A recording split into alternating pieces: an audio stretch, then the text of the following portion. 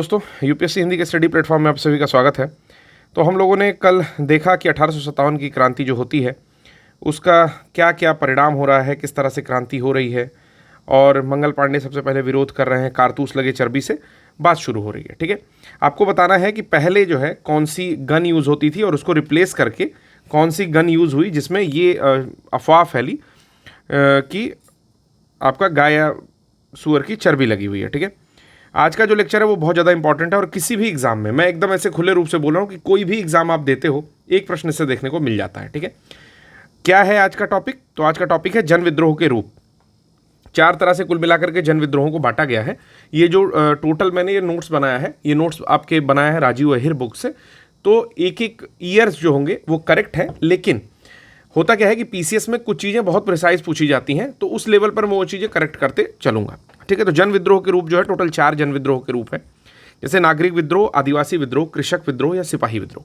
ये 4 टोटल जन विद्रोह के रूप है जिनसे निश्चित रूप से किसी भी एग्जाम में एक प्रश्न 100% पक्का है। ठीक है, अब चाहे वो मैच ऑफ द फॉलोइंग है या फिर डायरेक्टली कोई क्वेश्चन पूछे या नेता का नाम पूछ के किसी तरह से घुमाने की कोशिश करे। मैं ये आशा करता हूं कि इसका जो अभी तक मैंने जो हिस्ट्री पढ़ाई उसके नोट्स मैंने टेक्निकल टीम को दे दिए हैं, तो 1-2 दिन में आपको वाटरमार्क लगा के वो चीज़ें मिल जाएंगी। हो सकता है कि आज ही रात में मिल जाए या कल तक तो निश्चित रूप से मिल जाएंगी। ठीक है, मतलब 25 या 26 तारीख में निश्चित रूप से आपके पास होगा वो। उसके साथ मैं एक चीज़ और कहता हूं कि बार बार मैं बता रहा हूं कि प्रश्न करना इंपॉर्टेंट है। अभी जो प्री की डिमांड है वो है प्रश्न सॉल्व करना, बार बार बोल रहा हूं, लेकिन कुछ लोगों को ये समझ में नहीं आ रहा है। मैं बता रहा हूं कि जब प्रश्न आपसे पूछेगा तो वो घुमा करके पूछेगा, आपसे प्रश्न थ्योरी के फॉर्म में नहीं पूछेगा। इसीलिए प्रश्न करना आपका काम है। मैं अपने जान 100% थ्योरी ऐसी लेकर के आ रहा हूं जिससे क्वेश्चन सॉल्व हो जाए। ठीक है, लेकिन फिर भी एग्जामिनेशन में आप ही को प्रश्न सॉल्व करना है। तो जो गौरव सर कहते हैं ना कि एप्टीट्यूड डेवलप करना, यानी कि प्रश्न देख करके घबराना नहीं, प्रश्न को जितना समय देना है उतना समय देना, दिस इज कॉल्ड एप्टीट्यूड। ठीक है, सारा प्रश्न 150 प्रश्न आया है तो पूरे प्रश्नों को देखना, ठीक है, आती हुई चीज़ें गलत मत करना, यही सब एप्टीट्यूड के अंतर्गत आता है। तो ये सारी चीज़ें आपको करनी है। तो जन विद्रोह के रूप में 4 तरीका मैंने बताया कि 4 तरीके से विद्रोह हुआ। नागरिक विद्रोह है, मतलब नागरिक लोग विद्रोह किए हैं, आदिवासियों की ज़मीन ली गई, उनके मान्यताओं पर जो है कुठाराघात किया गया, तो आदिवासी विद्रोह हुआ। कृषक विद्रोह या पीजेंट्स विद्रोह कहते हैं इंग्लिश में, तो पीजेंट्स रिवोल्ट आते हैं, फिर जैसे किसानों से ज़्यादा लगान ली जा रही है, सूखा पड़ गया फिर भी उनके ऊपर बेरहमी की जा रही है, नील उगाने के लिए उनके साथ ज़बरदस्ती की जा रही है, चूँकि नील उगाने पर वो ज़मीन बंजर हो जाती थी। ठीक है, ओपीएम की खेती की जा रही है, बहुत सारी चीज़ें। सिपाही विद्रोह क्यों हुआ? तो एक कारण तो आप जान गए कि सिपाहियों में असंतोष था कि कहीं पगार में कुछ दिक्कत है। ठीक है, कहीं उनके साथ हीन भावना की जा रही है, कहीं उनको धार्मिक कुठाराघात किया जा रहा है कि आपको तिलक नहीं लगाना है, आपको पगड़ी नहीं लगानी है। ठीक है, और कहीं पर ऐसा किया गया कि कारतूस में जो है गाय की या सूअर की चर्बी वाली बातें फैली। तो चलिए देखते हैं 1857 से पूर्व के विद्रोह। यहाँ पर मैंने एक टेबल फॉर्म किया है और आशा करता हूँ कि इस टेबल से आपके मैक्सिमम क्वेश्चन सॉल्व हो जाने चाहिए। ये टेबल आपको दे दूंगा, लेकिन उसके लिए सबसे पहले आपको क्या करना है, मतलब मैंने बताया है ना 4-5-6 लेक्चर के बाद ही मैं अपने पीडीएफ देता हूं, क्योंकि मैं चाहता हूं कि कंपाइल रहे और चीज़ें आप एक बार में रिवाइज करो। अभी मैं रोज रोज देने लगूंगा, आप 2 दिन अगर स्किप कर दोगे तो आपका काम खत्म हो जाएगा। ठीक है, फिर आप खोजते रहोगे जीवन भर, वो चीज़ें मिलेंगी नहीं। तो इसीलिए मैं चाहता हूं कि एक बारी पीडीएफ ना कंपाइल हो जाए, जब 10 लेक्चर, 8 लेक्चर, 7 लेक्चर, तो मैं उसको प्रोवाइड करूं।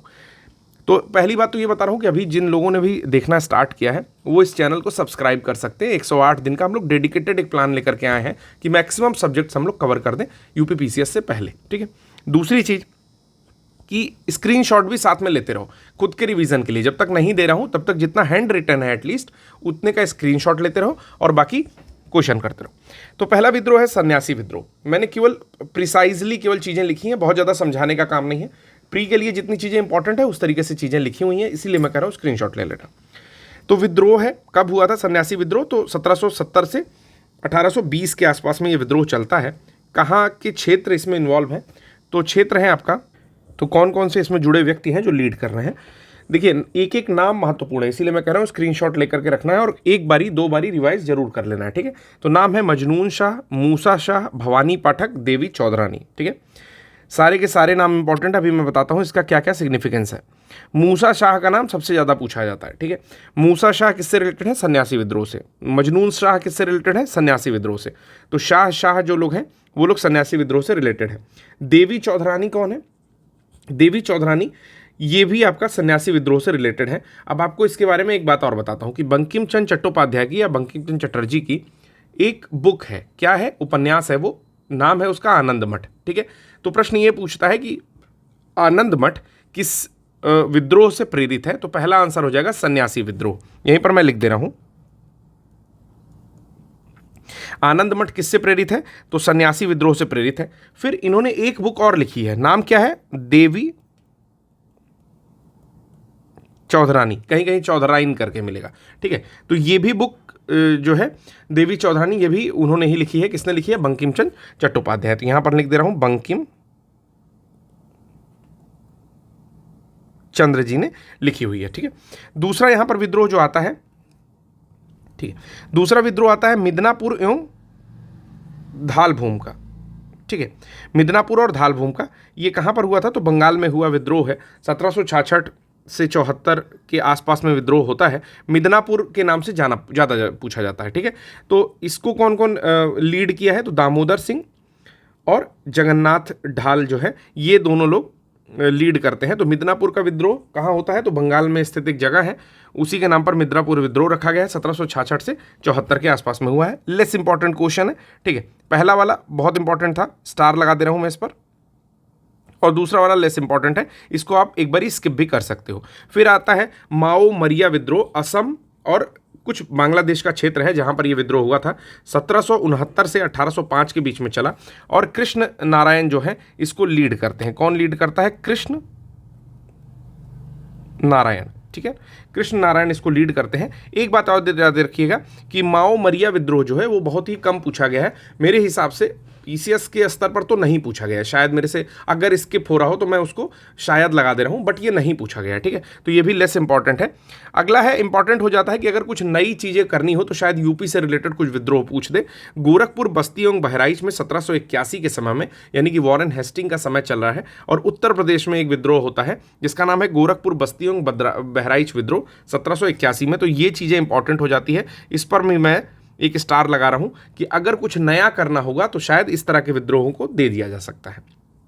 अगला है चेर विद्रोह या पलामू में विद्रोह। यह 1800 से 1802 के आसपास, पलामू जो जगह है वो आपके झारखंड में पड़ती है, तो झारखंड छोटा नागपुर के आसपास ये होता है, जिसको लीड करते हैं भूखन सिंह। तो याद रखिएगा, काफ़ी भूखे हैं, ठीक ना, चेर यानी कि चूरा खा रहे हैं, तो चेर विद्रोह या पलामू में जो है विद्रोह, इसको झारखंड छोटा नागपुर में हो रहा है, और भूखन सिंह काफ़ी भूखे व्यक्ति हैं, ऐसे याद कर लो कि चेर विद्रोह भूखन सिंह। ठीक है, तो कहाँ पे होता है, पलामू में होता है, छोटा नागपुर के आसपास। पोलीगारों का विद्रोह कई बार पूछा हुआ प्रश्न है। ठीक है, कि पोलीगारों का विद्रोह कहाँ होता है, कब होता है, कौन लीड करता है, सारा कुछ होता है। तो पोलीगारों का जो विद्रोह है तमिलनाडु के तिन्नावेली में, उसके बाद उसी के और एरियाज जो है जैसे शिवगिरी है, मदुरई है, उत्तरी आरकाट है, तो इस सब एरिया में पोलीगारों का विद्रोह होता है 1795 से 1805 के बीच में। और कोटा बोनमन एक व्यक्ति हैं जो इसको लीड करते हैं, तो नाम याद रखिएगा इनका, कोटा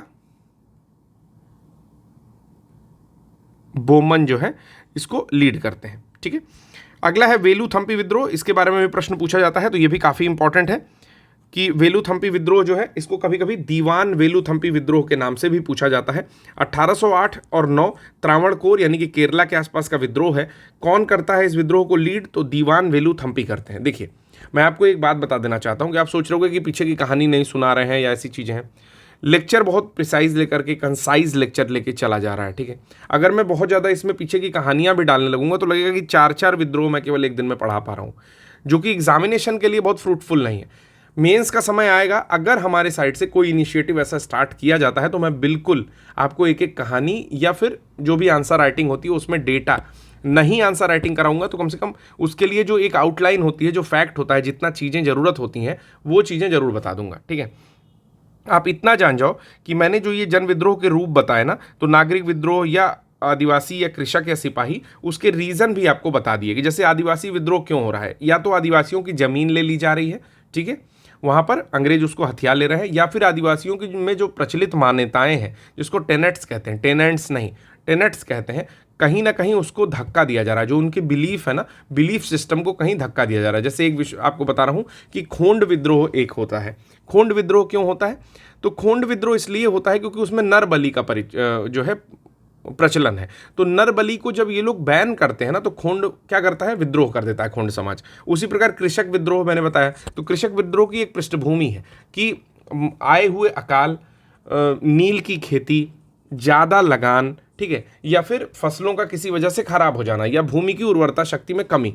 तो ये सारे विद्रोह हैं जो कृषकों को असंतुष्टि की ओर ले जाएंगे, और फिर कृषक उनके विरुद्ध जो है आंदोलन करेगा। इसी तरह सिपाही विद्रोह, मैंने 2-3 रीज़न बताए, तो सबके पीछे का मोर और लेस रीज़न यही है, ठीक है। तो इसीलिए बहुत ज़्यादा नहीं पढ़ना है, अभी प्री के लिए ईयर याद करने हैं। तो मैं था वेलुथम्पी का विद्रोह कहाँ पर होता है, 1808 से 9 के बीच में। मेरे साथ में बार बार सुनिए, मैं 2-3 बार बोलूँगा, ठीक है। 1808-9 में वेलुथम्पी जो दीवान है, उन्होंने विद्रोह किया। कहाँ पर किया, तो त्रावणकोर में किया, ठीक है। फिर आता है परल कीमेडी विद्रोह। चलिए इसके बारे में थोड़ी बातें कर लेता हूँ। देखिए, परल कीमेडी जो है ना, एक जगह है, ठीक है। कहाँ पे पड़ती है, तो उड़ीसा के गंजम जिले में पड़ती है। ये चीज़ें आप डायरेक्टली, राजीव अहिर करके एक बुक है, ठीक है, हिस्ट्री के लिए मोटी सी छोटी सी बुक है, आप उसको ले सकते हो और सारे विद्रोह मिल जाएंगे, या फिर हम लोग उसका नोट्स बना करके प्रॉपरली आपको प्रोवाइड कर देंगे। जो भी चीज़ें होंगी दोनों में से, कि अगर आप बुक ले सकते हो तो वो, अगर नोट्स चाहिए तो उसके लिए भी आप कमेंट बॉक्स में बता दो हमें, हम देख लेते हैं 2-3 दिन में, 1 वीक में कैसे उसको नोट्स को प्रोवाइड करना है, ठीक है। तो उड़ीसा के गंजम जिले की पश्चिमी सीमा पर स्थित था परल कीमेडी। वहाँ पे क्या हुआ कि जमींदार और राजा दोनों लोग विद्रोह कर देते हैं, और जब कंपनी जो है आकर गंजम पर जो है कब्जा करती है, तो उस समय नारायण देव परल कीमेडी का राजा हुआ करता था। उसके द्वारा किए गए जो विद्रोह है, उसमें अंग्रेजों को कर्नल पीच के नेतृत्व में सेना भेजने के लिए बाध्य करना पड़ा। तो कर्नल पीच इससे रिलेटेड है। जो परल कीमेडी का विद्रोह है उसमें रिलेटेड कौन है, कर्नल पीच, ठीक है। कर्नल पीच आते हैं, वो क्या करते हैं कि नारायण देव से लड़ते हैं, जो उस समय परल कीमेडी का राजा है। तो नारायण देव 1768 के आसपास में, ठीक है, उसके पहले की बात है, 1768 के आसपास में उन लोगों को पराजित कर देता है, और गजपति देव यानी कि नारायण देव का बेटा जो है वो नया जमींदार बाद में घोषित होता है, ठीक है।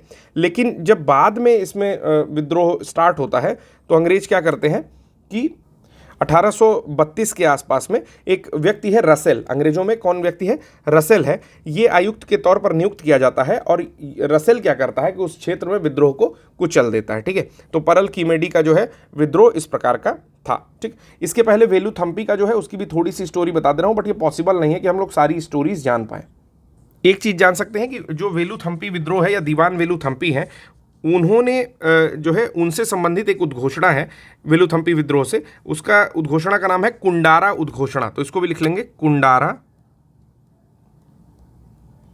उद्घोषणा। लेकिन ये एक्स्ट्रा पॉइंट है, इसकी कोई ज़रूरत आपको पड़ेगी नहीं कभी भी, इसीलिए मैं इस तरह के पॉइंट्स नहीं देना चाह रहा हूँ। देखिए होता क्या है, डायरेक्टली आपको पढ़ के ही बता रहा हूँ कि त्रावणकोर में जो वहाँ के दीवान हैं उनका नाम है वेलुथम्पी।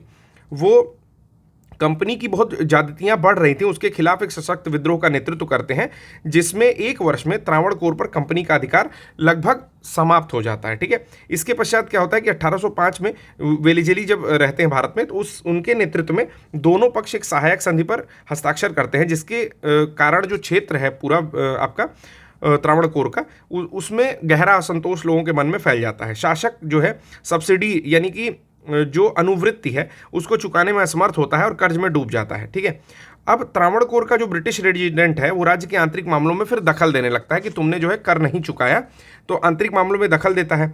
इस समय कंपनी का जो ये रवैया है, इससे प्रधानमंत्री, जिसे दलावा कहा जाता था त्रावणकोर में, वो रहते हैं वेलुथम्पी। ये क्या करते हैं, नायर सेना की मदद से विद्रोह कर देते हैं, ठीक है। वेलुथम्पी ने कुंडारा में एक सभा को संबोधित किया, और फिर लोगों को जो है अपनी धरती से अंग्रेजी शासन को उखाड़ फेंकने के लिए क्या किया, आमंत्रित किया या आह्वान किया। इसी को बोलते हैं कुंडारा विद्रोह। कि वेलुथम्पी वहाँ के लोगों को कहते हैं कि ये हमारी धरती है, और हम यहाँ से किसी भी गैर व्यक्ति को, यानी कि जो मुस्लिम है उनको, जो हमारे ऊपर लगान ले रहे हैं, उनको हम लोग यहाँ से उखाड़ फेंकेंगे, भगा देंगे, ठीक है। तो इसी को बोलते हैं कुंडारा विद्रोह। और वेलुथम्पी ने फिर स्टार्ट किया 1808 के आसपास में, ठीक है, इस विद्रोह को। और उसके लिए सबसे इंपॉर्टेंट बात है कि उन्होंने कुछ फॉरेन कंट्रीज़ को, जैसे कि अमेरिका और फ्रांस से भी संपर्क स्थापित किया। आपको पहले भी पता है कि जो टीपू सुल्तान हैदर अली, मतलब खासकर टीपू सुल्तान जो है, वो फ्रांस से ताल्लुकात रखते हैं या फिर विदेशों से रिश्ता रखते हैं, ठीक है, आपने देखा भी है। तो कुछ उसी तरीके से समझ लो कि साउथ में ये चीज़ें हो रही हैं, और ये लोग भी फ्रांस और अमेरिका से संपर्क स्थापित करते हैं, ठीक है। फिर क्या होता है कि जब कोई सहयोग नहीं करता है तो कंपनी द्वारा जो है इनको पकड़ने के लिए एक मुहिम छिड़ती है। तो वेलुथम्पी क्या करते हैं कि कंपनी से पकड़ाना है, उससे बढ़िया ये क्या करते हैं कि सेम चंद्रशेखर आज़ाद की तरह आज़ाद रहने का फैसला करते हैं और आत्महत्या कर लेते हैं। ठीक है, तो ये चीज़ें आपका वेलुथम्पी विद्रोह से रिलेटेड है। फिर आता है कच्छ विद्रोह। तो कच्छ तो आपको नाम से ही पता है, कच्छ आपका गुजरात का ही एक डिस्ट्रिक्ट है और यहाँ पर 2-3 लोग जो है, सॉरी, परल कीमेडी विद्रोह मैंने बताया, नारायण देव और गजपति देव, ठीक है, ये दोनों लोग उड़ीसा में करते हैं। कच्छ विद्रोह में क्या होता है, गुजरात के राव भारमल जो है नेतृत्व करते हैं 1816 से 32 के आसपास। ठीक है, एक बात और बता रहा हूं कि एग्जामिनेशन में आपसे तो डायरेक्टली पूछ लेता है, ऐसे पूछ लिया संथाल विद्रोह कब हुआ, तो आपने डायरेक्टली लगा दिया कि 1855-56 में संथाल विद्रोह हुआ।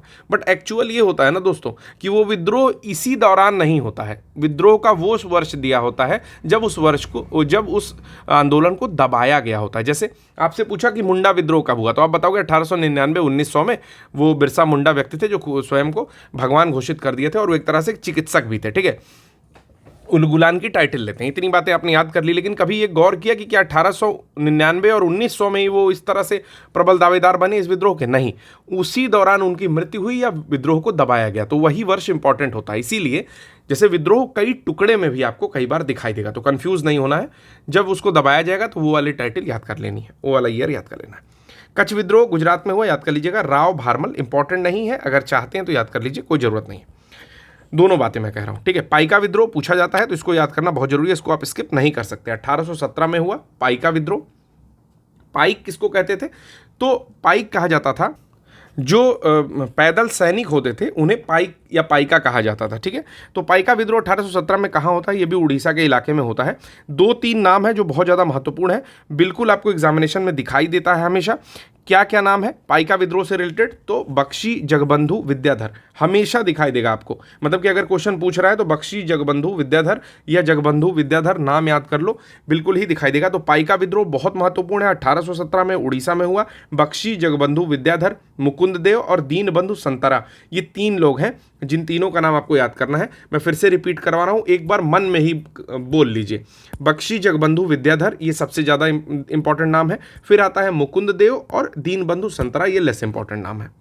ठीक है, एक ब्रीफ देता हूं पाइका विद्रोह के बारे में। देखिए, पाइका क्या होते थे? एक परंपरागत पैदल सैनिक थे। ठीक है, तो ये मतलब समय समय पर अनेक राजाओं के अंडर में ये सैनिक के रूप में अपनी भूमिका निभाते रहते थे।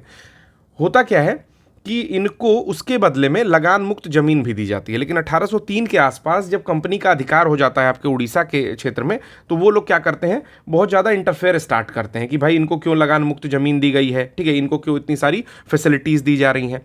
और जो खुर्दा का राजा है वहाँ पर, खुर्दा बहुत इंपॉर्टेंट एरिया है वहाँ का, ठीक है, इसी के आसपास सारी लड़ाई होगी। तो खुर्दा का जो राजा है उसको भी सिंहासन से हटाने के लिए हटाने के कारण जो है, जो भी उनके अंडर में काम करने वाले पाइका हैं उनके भी सम्मान और शक्ति में कमी आती है कि भाई उनसे ज़मीनें छीन ली गई, उनके सम्मान में कमी आ गई। ठीक है, तो फिर क्या होता है कि उनमें जो है कंपनी के विरुद्ध अपने आप एक रोष होता है। एक बड़ी सेना है पाइकों की, जो वहाँ लोग रहते हैं, जो सैनिक का काम करते हैं, उनमें रोष आ जाता है। फिर क्या होता है, इसके बाद ये लोग कई सारा राजस्व लगाते हैं, राजस्व कर लगाते हैं, भू राजस्व नीतियाँ लाते हैं। किसान और जमींदारों के बीच में भी रोष आता है। फिर वहाँ पर नमक पर करारोपण करते हैं, कर आरोपित करते हैं, इससे नमक के दाम में बढ़ोतरी हो जाती है। स्थानीय मुद्रा की समाप्ति कर देते हैं।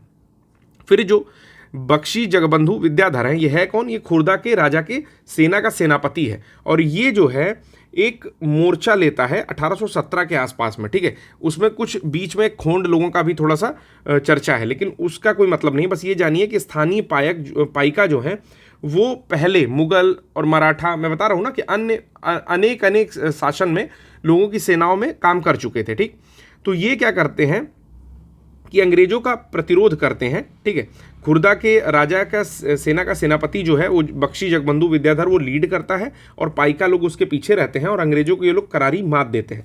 शुरू में तो करारी मात देते हैं, लेकिन फिर अंग्रेज जो है धीरे धीरे इनके ऊपर काबू करना स्टार्ट करते हैं। तो ये सारा पाइका विद्रोह का चक्कर है। ठीक है, फिर आता है बघेरा विद्रोह, कहाँ हुआ है, ये चीज़ें इंपॉर्टेंट है। बघेरा सरदार इसको लीड करता है और 1818-20 में गुजरात के बड़ौदा क्षेत्र में यह होता है बघेरा विद्रोह। ठीक, जितना इंपॉर्टेंट है उसी हिसाब से मैं समय भी दे रहा हूँ।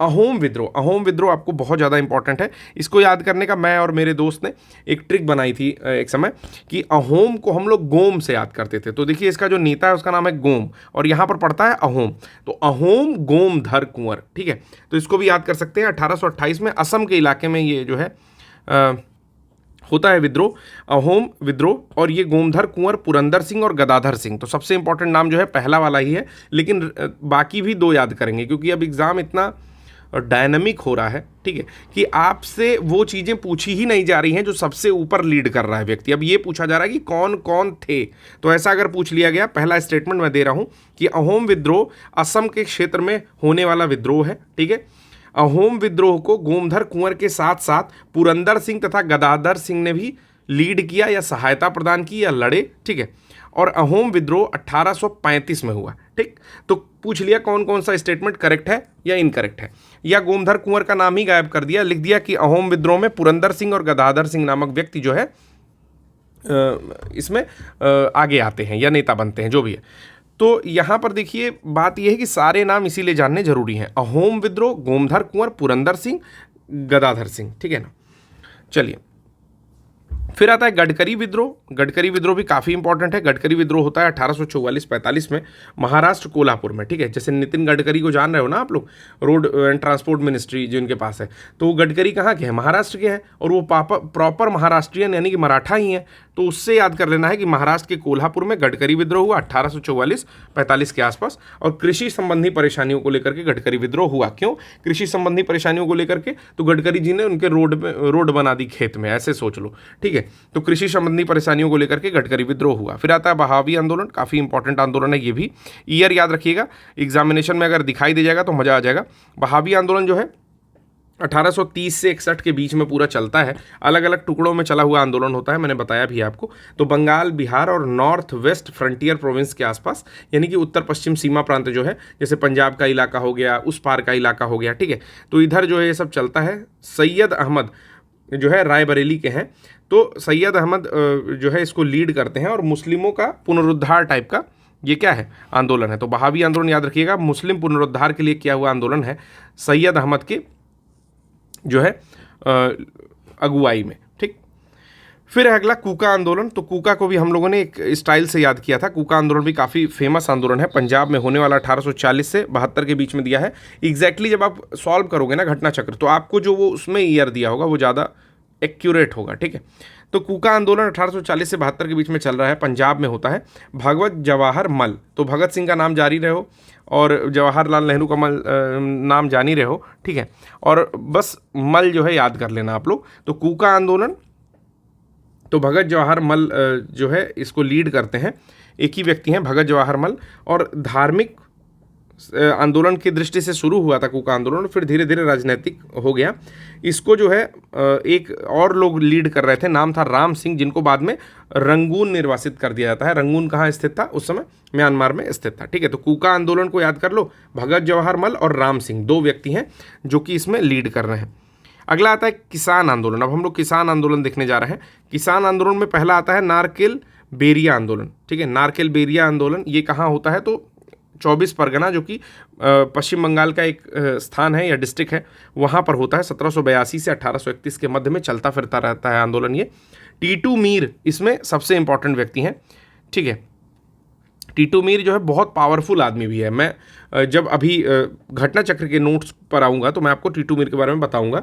ठीक है, तो ये क्यों होता है, हिंदू भूमिपति जो है उनके खिलाफ नारकेल बेरिया आंदोलन होता है 24 परगना बंगाल में। ठीक है, अगला आता है पागलपंथी विद्रोह। इसके बारे में भी बहुत बार प्रश्न पूछा हुआ है। तो पागलपंथी विद्रोह पहले तो बंगाल में होता है, मेमन सिंह जगह है, और करम शाह व उनका पुत्र टीपू जो है जमींदारों के विरुद्ध इस आंदोलन को करता है। ठीक है, तो कौन कौन करता है, करम शाह और उनका पुत्र टीपू। ये टीपू जो है ना, वो टीपू सुल्तान नहीं है, ये अलग हैं दोनों लोग। ये बंगाल में हुआ विद्रोह है, पागलपंथी विद्रोह 1825 से 50 के बीच में। फिर आता है फराजी विद्रोह। फराजी विद्रोह के बारे में भी बहुत बार पूछा हुआ है। ठीक है, दादू मियाँ का पुत्र है, दादू मियाँ भी इसमें रहते हैं। शरीयतुल्लाह, दादू मियाँ का पुत्र शरीयतुल्लाह इसमें मेन है, लेकिन दादू मियाँ का भी नाम देता है, तो याद रखिएगा। फराजी भी देता है और फरायजी भी देता है, दोनों नाम से ही ये देता है, यानी कि कभी कभी आपको फराजी मूवमेंट भी दे देगा, ठीक है, तो इसको फर्जी से याद कर लेना। फराजी मूवमेंट जो है 1838 से 57 के बीच में बंगाल में फरीदपुर में ये होता है, और धार्मिक पंथ है फराजी एक। तो दादू मियाँ का पुत्र जो है शरीयतुल्लाह इसमें लीड कर रहा है, लेकिन नाम आपको दादू मियाँ का भी मिलता है। फिर आता है मोपला विद्रोह, काफ़ी इंपॉर्टेंट है। तो मोपला विद्रोह ना आप लोग दो बार देखोगे, एक मोपला विद्रोह देखोगे 1921 में, तो जब भी क्वेश्चन आएगा, ठीक है, तो आप जो है 1921 वाला मोपला विद्रोह लगा करके आओगे, ठीक है ना। इसको जो है मत ही पढ़िए। मोपला विद्रोह क्यों हुआ था ये जानिएगा कि वहाँ पर मैक्सिमम जो किसान थे वो मुस्लिम थे, ठीक है, तो उन्होंने जो है सेम राजस्व मांग एवं जोत के आकार में कमी के खिलाफ विद्रोह किया था। सेम चीज़ है, केरल के मालाबार में हुआ भी, बट आप ईयर ये वाला याद रखना, ये ईयर मैं मिटा ही दे रहा हूँ, ठीक है। मोपला विद्रोह जब भी प्रश्न में पूछेगा तो 1921 लगा के आइएगा। अगला है आदिवासी विद्रोह। आदिवासी विद्रोह में आप लोग चुआर विद्रोह पढ़ना है, कोल विद्रोह पढ़ना है, ठीक है। बुद्धो भगत जिसमें लीड किए थे कोल विद्रोह में, कोल विद्रोह ज़्यादा इंपॉर्टेंट है। फिर आता है हो विद्रोह छोटा नागपुर में हुआ था। मुंडा विद्रोह 1899 1900 में बिरसा मुंडा जिन्होंने उलगुलान की उपाधि ली उन्होंने किया। संथाल विद्रोह में 4 व्यक्ति हैं, सिद्धू कान्धू चांद भैरव, ये सब मुर्मू है, ऐसे याद रखिए। हमारी राष्ट्रपति भी क्या है, मुर्मू है, तो उससे याद रखिए कि संथाली हैं वो लोग। 1855-56 मुझे लगता है नंबर ऑफ टाइम से प्रश्न पूछा हुआ है, कम से कम 10 बार मिनिमम बता रहा हूँ, ठीक है, कि अगर आप 10 वर्ष का पेपर देखोगे तो कम से कम 8 बार तो आपको ये प्रश्न मिल ही जाएगा। तो बिहार झारखंड में पहाड़िया जनजाति में होता है, मुर्मू जनजाति है बेसिकली, सिद्धू कान्हू चांद भैरव, ठीक है। संथाल विद्रोह होता है। खोंड विद्रोह को मैंने बता ही दिया कि उनकी एक मान्यता थी कि नर बलि देंगे। चक्र बिसोई इनको लीड कर रहे थे, उड़ीसा और आंध्र प्रदेश के आसपास में। 1837 से 56 के बीच में आंदोलन चलता है। फिर भील आंदोलन आता है, ठीक है, खानदेश धार मालवा और वेस्ट घाट में, यानी कि वेस्टर्न घाट के एरिया में चलता है। फिर खासी आता है, गारो खासी जयंतिया में। तीरथ सिंह जो है, या तिरोत सिंह लिखता है इनका नाम, इन्होंने लीड किया था 1829 से 33 के बीच में। अब यही जो आंदोलन है खासी विद्रोह, इसी में लिंक्ड है सिंगफोस विद्रोह जो कि असम बर्मा में हुआ था, और निरंगा फिदू जो है इसको लीड करते हैं। तो ये चीज़ भी इंपॉर्टेंट होती है, कुछ जब किनारे का बताऊं तो इंपॉर्टेंट हो जाता है। 2 सिपाही म्यूटनी है यहाँ पर, एक विल्लोर का विद्रोह 1806 में, और 34वीं नेटिव इन्फेंट्री होती है 1844 में, मंगल पांडे वाली, ठीक है। अब हम लोग स्टार्ट करते हैं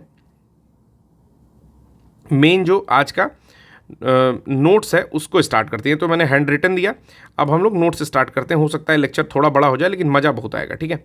तो अब आता है अन्य जन आंदोलन, ठीक, यही सारे आंदोलन हैं, थोड़े विस्तृत रूप में दिए हुए हैं, जितनी चीज़ें दी हुई हैं वो कभी ना कभी पूछा हुआ है, ठीक है।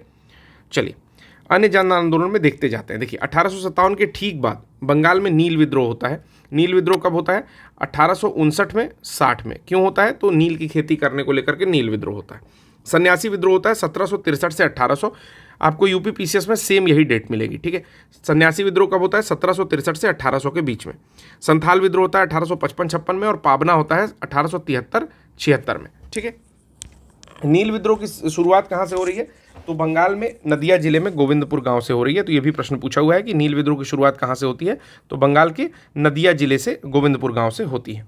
नील उत्पादक के 2 भूतपूर्व कर्मचारी हैं, दिगंबर विश्वास और विष्णु विश्वास, तो यही लोग लीड करते हैं। तो ये भी पूछता है कि नील विद्रोह को कौन लीड कर रहा है, तो दिगंबर विश्वास और विष्णु विश्वास 2 व्यक्ति हैं जो आसपास के किसानों को अपने विश्वास में लेकर के, ठीक है, ऐसे याद कर लो, दिगंबर और विष्णु जो है वो आसपास के लोगों को अपने विश्वास में लेकर के नील विद्रोह स्टार्ट कर रहे हैं, ठीक है। तो सारी चीज़ें याद रखिएगा, और इन्होंने मिल करके नील की खेती जो है बंद कर दी। तो अब जितना विद्रोह यहाँ पर दिया हुआ है ये सब एग्जामिनेशन में हूबहू आपको दिखाई देगा, ठीक है। तो 1859-60 में नील विद्रोह होता है। फिर 1860 तक नील आंदोलन नदिया, पाबना, खुलना, ढाका, मालदा, दीनजाकपुर आदि क्षेत्रों में फैल गया। मतलब वेस्ट बंगाल के साथ साथ ये धीरे धीरे आपको लग रहा है कि जो आपका बांग्लादेश का एरिया है उस पूरे क्षेत्र में नील की खेती हो रही है, तो उधर फैल गया। और इसका काम क्या था कि नील की खेती नहीं करेंगे। क्यों, क्योंकि नील की खेती करेंगे तो ज़मीन बंजर हो जाएगी।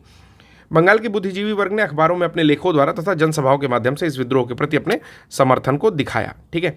तो अगर आपको ऐसे पूछ ले कि अखबारों में तथा वहाँ के बुद्धिजीवी वर्ग ने किस आंदोलन को समर्थन दिया, तो नील विद्रोह को समर्थन दिया, ठीक है। अब देखिए इसमें एक मैगजीन भी दे देता है और एक व्यक्ति का नाम भी दे रहा है। हिंदू पैट्रियाट एक मैगजीन है, ठीक है, और उसके संपादक हैं हरिश्चंद्र मुखर्जी। तो इनका नाम दे दिया कि इन्होंने विशेष भूमिका दी, यानी कि अगर प्रश्न पूछता है कि कौन सा ऐसा न्यूज़पेपर है जिसने नील विद्रोह को सपोर्ट किया तो आप कह दोगे हिंदू पैट्रियाट। कौन लिखा था? तो हरिश्चंद्र मुखर्जी जी लिखे थे। किस आंदोलन को सपोर्ट किया? तो नील विद्रोह को। नील बगान मालिक के अत्याचारों का खुला चित्रण दीन बंधु मित्र ने, यूपीएससी में पूछा हुआ सीधा प्रश्न है, ठीक है, बता रहा हूं कि दीन बंधु मित्र ने अपने नाटक नील दर्पण में इसको जो है पेश किया है। ईयर भी इसका इंपॉर्टेंट है, तो ईयर जो है आप लोग देख करके मुझे बताइएगा, ठीक है। आप लोग बता दीजिएगा, 58-59 के आसपास सर्च करोगे तो मिल जाएगा, ठीक है। वंदे मातरम बंकिम चंद्र चटर्जी का प्रसिद्ध उपन्यास आनंद मठ से लिया गया है, ठीक है। तो वंदे मातरम जो हम लोग आते हैं, सुजलाम सुफलम मलयज शीतलम श्यामला मातरम, तो वो किससे लिया गया है? आनंद मठ से लिया गया है। वही उपन्यास जिसमें कि सन्यासी विद्रोह से प्रेरित होकर के कुछ चीज़ें लिखी गई हैं, ठीक है। इस उपन्यास का कथानक सन्यासी विद्रोह पर आधारित है, देखिए दिया भी हुआ है, ठीक है। ये पॉइंट भी पूछता है एग्जामिनेशन में। फिर कह रहा है कि 1896 में, ये पॉइंट भी बहुत बार पूछा हुआ है कि 1896 में कब गाया गया था? तो 1896 में वंदे मातरम को पहली बार गाया गया था। किस अधिवेशन में? ये भी पूछता है, तो कलकत्ता अधिवेशन में गाया गया था, ठीक है। तो ऐसे याद रखो ना कि आपका बंकिम चंद्र चट्टोपाध्याय, तो ये चटर्जी जी हैं, कहाँ के हैं? बंगाल के हैं। तो बंगाल में अधिवेशन हुआ, कब हुआ? 1896 में हुआ, उसी समय वंदे मातरम गाया गया। अंग्रेजी प्रभुसत्ता का सबसे सुनियोजित तथा गंभीर चुनौती वहाबी आंदोलन से मिली, ठीक है, और जो 19वीं शताब्दी के चौथे दशक के 7वें दशक तक चलता रहा, ठीक है। तो आप देखोगे कि 1840 से आसपास से शुरू होता है और 70 तक ये चलता है, ठीक है। तो वही चीज़ें लिख रही हैं। रायबरेली के हैं सैयद अहमद बरेलवी, इसीलिए बरेलवी लगा हुआ है इनके नाम में। तो सैयद अहमद बरेलवी जो है भारत के हिंसा आंदोलन के प्रवर्तक थे, बहावी आंदोलन के, ठीक है। वह अरब के अब्दुल बहाव से प्रभावित हुए थे। देखिए, अब्दुल बहाव एक व्यक्ति हैं, अरब के हैं ये, इन्हीं से प्रभावित होते हैं, लेकिन अधिक प्रभाव इन पर किसका था? तो शाह वली उल्लाह का था, जो कि दिल्ली के एक संत थे। तो दोनों पॉइंट इसमें पूछा हुआ है। पहला इस तरह से पूछ सकता है कि जो आपका सैयद अहमद बरेलवी हैं, वो अरब के किस शासक से प्रभावित हुए थे? तो अब्दुल बहाव, इसी कारण बहावी आंदोलन नाम है। और दूसरा चीज़ पूछता है कि दिल्ली के किस संत से प्रभावित हुए थे? तो शाह वली उल्लाह से प्रभावित हुए थे। सैयद अहमद बरेलवी के प्रयत्नों से इस आंदोलन की विचारधारा शीघ्र ही काबुल, उत्तरी पश्चिमी सीमा प्रांत यानी कि नॉर्थ वेस्ट फ्रंटियर प्रोविंस में, बंगाल, बिहार, मध्य प्रांत आदि में फैली। तो अगर आप देखोगे तो देखोगे पाकिस्तान वाले एरिया में फैली हुई है, यानी कि काबुल में फैली हुई है, आपका उत्तरी पश्चिमी, मतलब ठीक है, थोड़ा अफगानिस्तान भी है। तो आपका north west province frontier province में फैली हुई है। फिर आप इधर चले आओगे, यानी कि जो आपका पूर्वी पाकिस्तान था, तो बंगाल में फैली हुई है, थोड़ा सा बिहार में फैली हुई है, थोड़ा सा मध्य प्रदेश के आसपास में भी फैली हुई है इनकी विचारधारा, ठीक है। कुछ समय के लिए इन्होंने 1830 ईस्वी में पेशावर पर कब्जा भी कर लिया और अपने नाम के सिक्के ढलवाए। तो ऐसा पूछा जा सकता है कि कौन सा व्यक्ति था जो आंदोलन के दौरान पेशावर पर कब्जा करता है तथा अपने नाम के सिक्के ढलवाता है? तो कौन है? सैयद अहमद बरेलवी। किंतु अगले ही वर्ष बालाकोट की लड़ाई में मारे जाते हैं। तो किस लड़ाई में मारे जाते हैं? बालाकोट की लड़ाई में मारे जाते हैं, ठीक है। ये पॉइंट भी इंपॉर्टेंट है। फिर कहता है सैयद अहमद बरेलवी की मृत्यु के बाद पटना इस जन आंदोलन का केंद्र बना, मतलब ये जन आंदोलन जो है फिर बिहार के इर्द गिर्द चला आता है, ठीक है। अब हम लोग यहाँ पर अगला देखने जा रहे हैं। नेक्स्ट क्या है? नेक्स्ट है हम लोग का, इस अवधि में आंदोलन का नेतृत्व मौलवी कासिम, विलायत अली, इनायत अली, अहमदुल्ला आदि ने किया। तो ये चीज़ें इंपॉर्टेंट नहीं है। पटना के अतिरिक्त हैदराबाद, मद्रास, बंगाल, संयुक्त प्रांत और बम्बई में भी इस आंदोलन की शाखाएं स्थापित हुई। मोर और लेस इंपॉर्टेंट है, अगर रिटर्न लिखने को आता है, मतलब कि अगर मेंस के पेपर में आता है, तो आप ये बता सकते हो कि बहावी आंदोलन ना केवल आपका उत्तर पश्चिम क्षेत्र तथा पूर्व क्षेत्र में विकसित था, बल्कि इसके जो प्रभाव थे वो हैदराबाद, मतलब साउथ के एरिया में, यानी कि हैदराबाद, मद्रास के साथ साथ बम्बई में भी इसकी शाखाएं स्थापित हुई थी, क्योंकि संयुक्त प्रांत तो बीच में आ जाएगा, ठीक है। फिर कहता है कूका आंदोलन बहावी आंदोलन से बहुत कुछ मिलता जुलता था। तो मैंने बताया कि कूका आंदोलन किसने स्टार्ट किया? भगत जवाहर मल ने स्टार्ट किया, ठीक है। तो कह रहा है कि दोनों धार्मिक आंदोलन के रूप में ही प्रारंभ हुए। ये चीज़ बहुत इंपॉर्टेंट है। देखिए कि कूका आंदोलन और बहावी आंदोलन एक धार्मिक आंदोलन के रूप में स्टार्ट होता है, किंतु बाद में ये कैसे बन जाते हैं? तो पॉलिटिकल मूवमेंट बन जाते हैं, यानी कि राजनीतिक आंदोलन के रूप में परिवर्तित हो जाते हैं, जिसका सामान्य उद्देश्य ये है कि अंग्रेजों को देश से बाहर निकालना, अंग्रेजों को देश से बाहर निकालना, ये इनका एक टारगेट हो जाता है। तो पश्चिमी पंजाब में कूका आंदोलन की शुरुआत होती है। पश्चिमी पंजाब का मतलब आप समझ गए होंगे कि ठीक पाकिस्तान वाले एरियाज़ में, वहाँ पर कूका आंदोलन की शुरुआत होती है 1840 के दशक में, और व्यक्ति हैं भगत जवाहर मल, इनके द्वारा स्टार्ट किया जाता है। इनको सियान साहब के नाम से पुकारा जाता है। तो पूछा जा सकता है कि कूका आंदोलन में सियान साहब के नाम से किसे पुकारा जाता था, या ऐसे आप दूसरा लिख सकता है कि ऐसा धार्मिक आंदोलन जिसमें सियान साहब एक प्रमुख व्यक्ति थे, ठीक है। 1840 के आसपास का ऐसा आंदोलन जिसमें सियान साहब एक प्रमुख व्यक्ति थे, उनका एक्चुअल नाम क्या था? तो एक्चुअल नाम था भगत जवाहर मल। मतलब 3 नाम है, इसीलिए उनको सियान साहब कह रहे हैं कि बहुत सयान हो गए हैं, ठीक है, मतलब बहुत मैच्योर हो गए, ऐसा समझ जाओ। 3 नाम रखे हैं मतलब मैच्योर तो होंगे ही, ठीक। फिर कहता है कि इसका उद्देश्य क्या था कि सिख धर्म में कुछ प्रचलित बुराइयां थीं और अंधविश्वास है, उनको हम लोग ठीक करेंगे, यानी कि शुद्ध करेंगे। फिर कहता है कि 1872 में इस आंदोलन के नेता राम सिंह को रंगून निर्वासित कर दिया गया और 1885 में राम सिंह की मृत्यु हो गई। तो दूसरा जो नेता है, बस उसका नाम याद कर लीजिए, नेता था राम सिंह। ये मैंने आपको जब अपना नोट्स बनाया था तो उसमें भी बताया था। और कहाँ निर्वासित करते हैं? तो रंगून में निर्वासित करते हैं। ये 2 नंबर दिया हुआ है। अगर कोई भी पेड कोर्स आप लोग को ज्वाइन करना है तो आप लोग इन दोनों नंबर पर ज्वाइन कर सकते हैं। हिंदी के लिए एक अंकुरण बैच स्टार्ट हुआ है नया, आप उसको ज्वाइन कर सकते हैं। अगर आप ध्रुव बैच करना चाहते हैं जिसमें 500 मेंस के क्वेश्चन के साथ आपकी प्रिपरेशन है, या उससे अच्छा बैच भी एक है सृजन बैच, जिसमें आपको खुद लिखना होगा, जिसका इवैल्यूएशन किया जाता है। अगर कोई कमी है तो आप फिर से उसमें बताएंगे कि सर ठीक से इवैल्यूएशन नहीं हुआ है। तो ये सारी चीज़ें चल रही हैं, आप इसको कर सकते हो। लेकिन जो फ्री में इनिशिएटिव चल रहे हैं वो भी कम इंपॉर्टेंट नहीं है। अगर आप रेगुलर वे में एक ऐसे तबके से आते हो, देखो 2 तबका होता है, एक के पास पैसा होता है लेकिन वो ऑप्टिमाइज यूज़ करना चाहता है। अगर आप वैसे भी आते हो कि पैसा बहुत है लेकिन ऑप्टिमल यूज़ करना चाहते हैं, तो भी आप फ्री वाला इनिशिएटिव देख सकते हो। अगर आप सच में गरीब तबके से आते हो और आपको लगता है कि वो पैसे हम मेंस के टाइम में इन्वेस्ट करेंगे या कहीं और इन्वेस्ट करेंगे, तो भी आप फ्री का इनिशिएटिव देख सकते हो। आप लोग बस सपोर्ट करो। देखो 1500 के आसपास व्यूज़ जाते हैं। मैं बस इतना कहता हूँ ना कि अपने व्हाट्सएप के स्टेटस पे लगाओ, जिसको ज़रूरत होगी वो सब्सक्राइब कर लेगा। आपको ज़रूरत है, आप सब्सक्राइब करो और इसको देखो। आप स्टेटस पे पर डे लगाओ। अगर आप कुछ नहीं कर सकते हो ना, सच में एक गरीब तबके के व्यक्ति हो, तो हम लोग के एफर्ट को भी समझो। अगर आप खुद एफर्ट कर रहे हो, स्ट्रगल कर रहे हो, तो हमारे एफर्ट को समझो। आप स्टेटस लगाओ या अपने दोस्तों में सच में शेयर करो पूरी श्रद्धा से, ठीक है। मैं आपको बता रहा हूं कि हम लोग मैक्सिमम कोशिश कर रहे हैं कि 27 अक्टूबर से पहले सारे सब्जेक्ट्स खत्म कर दें, ठीक है। चलिए आगे चलते हैं कि पागलपंथी एक आंदोलन हुआ। तो पागलपंथी अर्ध धार्मिक संप्रदाय था जो कि उत्तरी बंगाल में करम शाह ने चलाया था।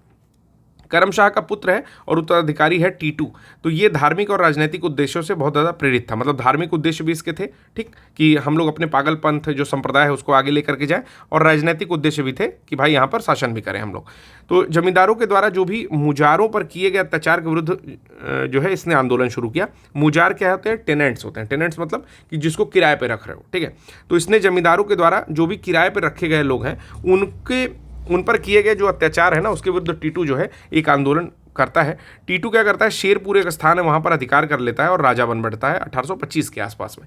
ईयर नहीं इंपॉर्टेंट है, बस ये याद रखना है कि शेरपुर में राजा बन जाता है। इतना शक्तिशाली हो जाता है कि स्वतंत्र सत्ता का प्रयोग करने लगता है। देखिए, यानी कि अब वो ऑटोनॉमी एक स्टार्ट कर दिया, यानी कि एक स्वतंत्र सत्ता स्थापित किया, प्रशासन को चलाया, ठीक है। उसने एक न्यायाधीश रख लिया, एक मजिस्ट्रेट रख लिया, एक कलेक्टर रख लिया। अब सोच लो कितना बड़ा आदमी हो गया, मतलब पूरा सरकार चलाना स्टार्ट कर दिया। टीटू इसीलिए इंपॉर्टेंट था, मैंने उस समय भी कहा, ठीक है।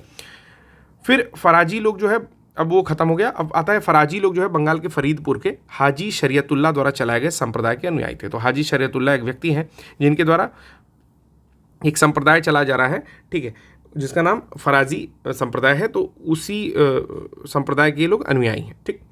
इनमें धार्मिक, सामाजिक और राजनीतिक आमूल परिवर्तनों का प्रतिपादन करते हैं। मतलब ये 3 तरह से परिवर्तन करना चाहते हैं कि धार्मिक परिवर्तन भी कर देंगे, सामाजिक में कुरीतियाँ और राजनीतिक जो प्रॉब्लम्स हैं उनको हम लोग ठीक कर देंगे। शरीयतुल्लाह के पुत्र हैं दादू मियाँ। उन्होंने बंगाल में अंग्रेजों को निकालने की योजना बनाई और आंदोलन 1818 से 62 तक चलता रहा। तो ये भी याद रखिएगा, फराजी मूवमेंट कब से कब तक चल रहा है, तो काफ़ी लंबा चल रहा है। फर्जी मूवमेंट है लेकिन लंबा चल रहा है, 1818 से लेकर के 1862 तक चलता है। अंत में जो अनुयायी हैं वो बहावी दल में सम्मिलित हो जाते हैं, ठीक है। अब बहावी आंदोलन के बारे में आप लोग पढ़ चुके हैं, ठीक है। सर सैयद अहमद बरेलवी जो है बहावी आंदोलन को ले चलते हैं। अरब के जो शासक थे, जो बहाव थे, उनसे प्रेरित हुए थे। फिर आता है 1805 में वेलिजली त्रावणकोर के महाराजा को सहायक संधि करने पर विवश करता है। अब ये यहाँ से पॉइंट अलग हो जा रहा है। तो त्रावणकोर के महाराजा को 1805 में वेलिजली, जो कि 1799 में आया था अपनी एक सब्सिडरी अलायंस के साथ, तो त्रावणकोर में जाता है। त्रावणकोर के महाराजा को सहायक संधि करने पर विवश करता है। महाराजा संधि की शर्तों से अप्रसन्न होता है और इसीलिए जो कर होता है ना, सहाय संधि संबंधी कर जो होता है उसमें आनाकानी स्टार्ट करता है। अंग्रेजी रेजिडेंट जो है बहुत धृष्टतापूर्व व्यवहार करता है, जिसके फलस्वरूप वहाँ का दीवान है जिसका नाम है वेलू थम्पी, ये क्या करता है? विद्रोह स्टार्ट कर देता है, ठीक है, कि हमसे जो है तुम लोग बदतमीजी करोगे, रुको अभी हम विद्रोह करते हैं। तो त्रावणकोर में विद्रोह हो जाता है और इसका सपोर्ट कौन कर रहा है? तो नायर बटालियन, ठीक है, यानी कि केरल में ना नायर लोग ज़्यादा होते हैं। तो नायर बटालियन वेलू थम्पी का विद्रोह कर रही है, जो कि दीवान है राजा का। प्रारंभिक भारतीय क्रांतिकारियों में अग्रगण्य है। अगला आता है हैं वासुदेव बलवंत फड़के। तो वासुदेव बलवंत फड़के जो है 1845 से 83 के बीच में बम्बई प्रेसिडेंसी, मतलब फड़के लोग जो है ना, ये भी याद रख लेना, ये कहाँ के हैं, जैसे गडकरी हो गए, फड़के हो गए, ये सब महाराष्ट्र के हैं। तो बम्बई प्रेसिडेंस के रामोसी जनजाति के लोगों को संगठित करते हैं। तो वासुदेव बलवंत फड़के रामोसी आंदोलन या रामोसी जनजाति के लोगों को संगठित करते हैं और इनको लड़ाकू बल में परिवर्तित कर देते हैं और रामोसी कृषक जत्था की स्थापना करते हैं। तो ये भी याद रखिएगा कि रामोसी कृषक जत्था, डायरेक्टली पूछा गया है कि रामोसी कृषक जत्था की स्थापना कौन करता है, तो वासुदेव बलवंत फड़के जी करते हैं, जो कहाँ के हैं, बम्बई प्रेसिडेंसी के हैं और रामोसी जनजाति रिलेटेड है।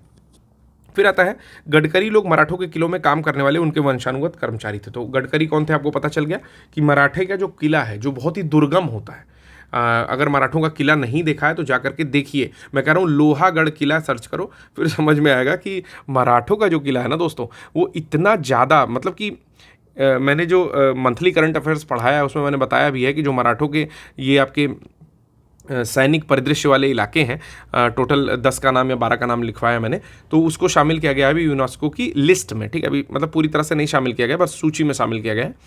तो इतने दुर्गम किले हैं, अगर उस पर कोई व्यक्ति काम कर रहा है तो सोच लो कितना वो स्ट्रांग होगा, ठीक है। क्योंकि आप कभी कभी देखते होगे, ट्रैकिंग देखते होगे, ट्रैकिंग मतलब कि पहाड़ पे चढ़ना, ठीक है।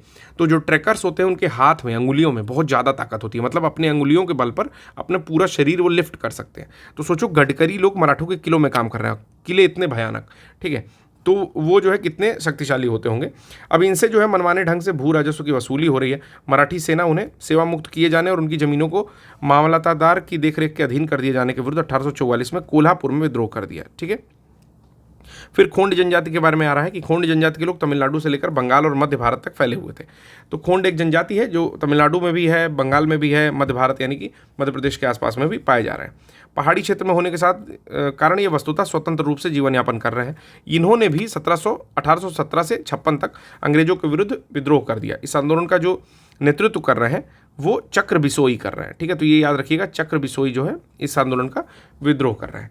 और क्यों कर रहे हैं, तो नरबली जो है इस विद्रोह का मुख्य कारण क्या था कि ब्रिटिश सरकार द्वारा मानव बलि या नरबली का, मरीहा जिसको ये लोग बोलते हैं, उसको प्रतिबंधित कर दिए अंग्रेज लोग। तो अब इन लोग को नरबली इनमें मान्यता थी, ठीक है। तो जब अंग्रेजों ने इसको प्रतिबंधित कर दिया तो एक तो इसके कारण, दूसरा नए कर जो अंग्रेजों ने लगाए हैं उसके कारण, और जमींदारों और साहूकारों के प्रवेश से कुछ संबंधित कारण थे जिसके कारण इन्होंने अनेक कष्ट झेले। तो इसी के विरुद्ध में इन्होंने एक विद्रोह कर दिया, ठीक है। तो खोंड विद्रोह के नाम से जाना जा रहा है, चक्र बिसोई का नाम याद रखिएगा, ठीक। इसीलिए मैंने स्टार्टिंग में ही जिस्ट बता दिया, क्योंकि आप इसमें पढ़ोगे ना तो थोड़ा कंफ्यूजन है, लेकिन जिस्ट अगर याद कर लोगे, स्क्रीनशॉट ले लोगे तो आप एक बारी करेक्ट आंसर करके चले आओगे।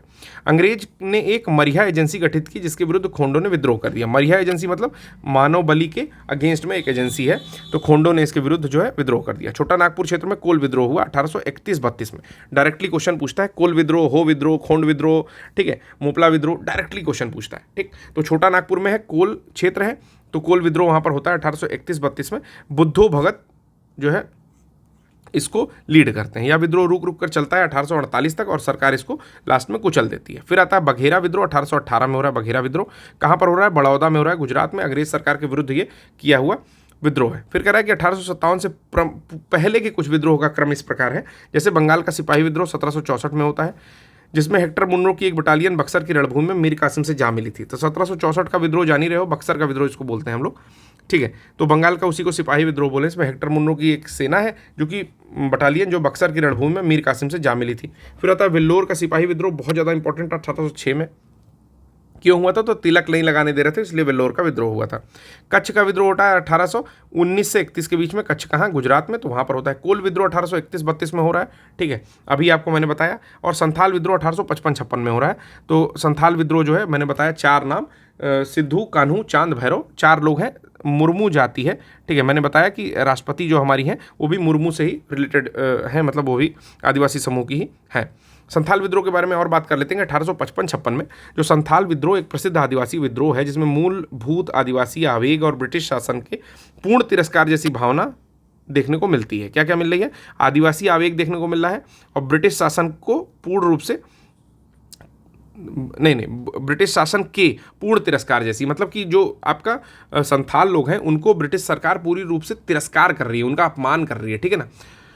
तो ये भावनाएं देखने को मिलती हैं। भागलपुर से राजमहल के बीच का क्षेत्र है जो कि दामन ए कोह के नाम से जाना जाता है। यह विद्रोह मूलतः आर्थिक कारणों से होता है। ठीक है, तो दामन एक कोह क्षेत्र में होता है। कहाँ से कहाँ तक? भागलपुर बिहार से राजमहल की पहाड़ियों तक कह सकते हो। ठीक है, तो इसके मध्य में ये विद्रोह हो रहा है और मूलतः आर्थिक कारणों से हो रहा है, तो मतलब पैसे की कमी हो रही है, आर्थिक तंगी, उसी कारण से ये चीज़ हो रही है। साहूकार और औपनिवेशिक प्रशासक दोनों ही उनका शोषण कर रहे थे।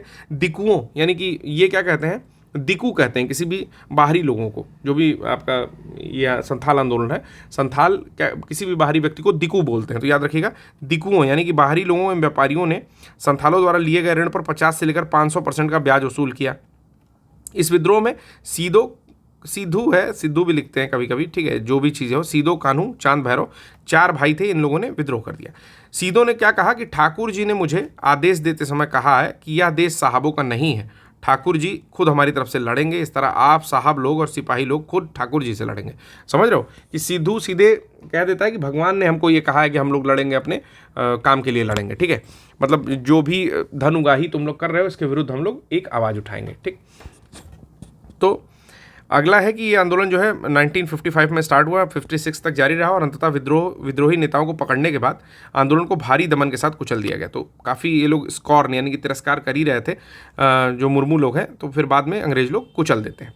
1855 में संथालों ने भागलपुर क्षेत्र में भगनीडीह तालुके में विद्रोह कर दिया था। संथाल विद्रोह को दबाने के लिए मेजर बरो, तो ये चीज़ याद रखिएगा कौन भेजा गया था, मेजर बरो को भेजा गया था, जिसको संथालों ने हरा दिया था। ठीक है, अंततः भागलपुर के कमिश्नर आते हैं ब्राउन और मेजर जनरल लॉयड, जो ज़्यादा खतरनाक रहते हैं, खतरनाक यानी कि बर्बर और क्रूर रहते हैं।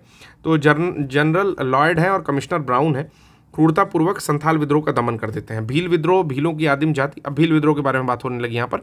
तो भील विद्रोह जो है, भीलों की आदिम जाति पश्चिमी तट के खानदेश में रहती है। ठीक है, मैं थोड़ा तेज़ पढ़ा रहा हूँ, मुझे लग रहा है कि तेज़ पढ़ा रहा हूँ, लेकिन करूँ क्या कि बहुत कम दिन है, 108 दिन है, रिवीजन पॉइंट ऑफ व्यू से चल रहा है, तो एक बारी खुद से रीड आउट किए रहा करो कि अभी मैंने जो चैप्टर पढ़ा रहा हूँ नेक्स्ट चैप्टर या तो मैं पहले ही बता दूँ जिससे आप लोग उसके प्रश्न कर लो, फिर मैं पढ़ाऊंगा तो चीज़ें रिवाइज हो जाएंगी। ठीक है, आज से मैं कुछ नया करता हूँ। चलो, तो भील विद्रोह जो है, भील की आदिम जाति पश्चिमी तट के खानदेश में रहती है। ठीक है, फिर कहता है कि 1818 से 31 तक इन लोगों ने अपने नए स्वामी अंग्रेजों के विरुद्ध विद्रोह कर दिया। तो 1818 से 31 तक इन लोगों ने भी भील लोगों ने भी विद्रोह कर दिया। इसको भील विद्रोह के नाम से जाना जा रहा है। कंपनी के अधिकारी का कथन था कि इस विद्रोह को पेशवा बाजीराव द्वितीय का सपोर्ट है।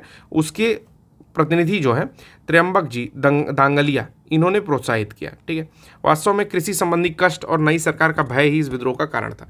लेकिन एक्चुअल क्या है कि कृषि इतनी ज़्यादा कष्टकारी हो गई कि ये लोग इतना ज़्यादा लगान ले रहे हैं और नई सरकार जब आती है लगान वसूलने तो एक भय व्याप्त हो जाता है। ठीक है, तो इन दोनों जो है इस विद्रोह का कारण था। अब एक बात और बता रहा हूँ, ठीक है, एक जनरल स्टेटमेंट दे रहा हूँ, कुछ चीज़ों से याद आया कि किसी को इतना मत डराओ कि वो विद्रोही हो जाए। ठीक है, मतलब अगर आप किसी को डरा रहे हो, किसी को मॉलेस्ट कर रहे हो, किसी को परेशान कर रहे हो, तो हर चीज़ की एक लिमिट है।